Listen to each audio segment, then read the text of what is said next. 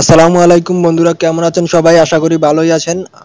আজকের এই ভিডিওতে আমি সিমেন্টের পরিচিতি নিয়ে আলোচনা করব। তো যারা সিমেন্ট সম্পর্কে বিস্তারিত জানতে চান তারা সাথেই থাকুন। আর যারা এখন সাবস্ক্রাইব করেন নাই তারা চাইলে সাবস্ক্রাইব করে নিতে পারেন। তো চলুন শুরু করা যাক। সিমেন্ট অনেক প্রকারের হয়ে থাকে, তার মধ্যে ওপিসি এবং পিসিসি ব্যাপকভাবে ব্যবহৃত হয়। ঠিক আছে, ওপিসি সিমেন্ট এবং পিসি সিমেন্ট এই দুইটা সিমেন্ট ব্যাপকভাবে ব্যবহৃত হয়। বর্তমান বাজারে এই দুইটা সিমেন্টই সবচেয়ে বেশি পাওয়া যায়। তো আজকে এই দুইটা বিষয় নিয়ে আলোচনা করব।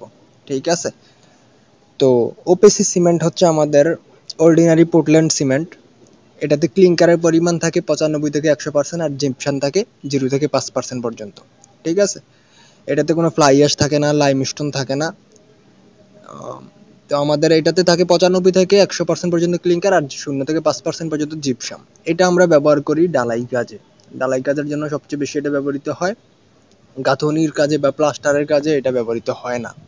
ঠিক আছে, তো আমাদের যখনই ডালাই কাজ হবে তখন আমরা ওপিসি ব্যবহার করব, কারণ এটাতে আপনার 28 দিনেই পূর্ণ শক্তিটা অর্জন হয়। তারপরে যে পিসিসি সিমেন্ট যেটা আছে এটার চেয়ে অনেক দ্রুত এটা শক্তি অর্জন করে। ঠিক আছে, আর এই সিমেন্টটা সেটিং টাইম অনেক দ্রুত জমাট বাঁধে নির্দিষ্ট টাইমের। এই জন্য আপনার শাটারিং খোলার জন্য দেরি করতে হয় না, যে 2 দিন পরে শাটারিং খোলেন, শাটারিং বাড়া, শাটারিং খরচ বেশি লাগবে না। ঠিক আছে, নির্দিষ্ট সময় পরে শাটারিং খুলতে পারবেন। আর আমাদের যেই আছে অপরটা হচ্ছে পিসিসি। পিসিসি হচ্ছে আপনার পোর্টল্যান্ড কম্পোজিট সিমেন্ট।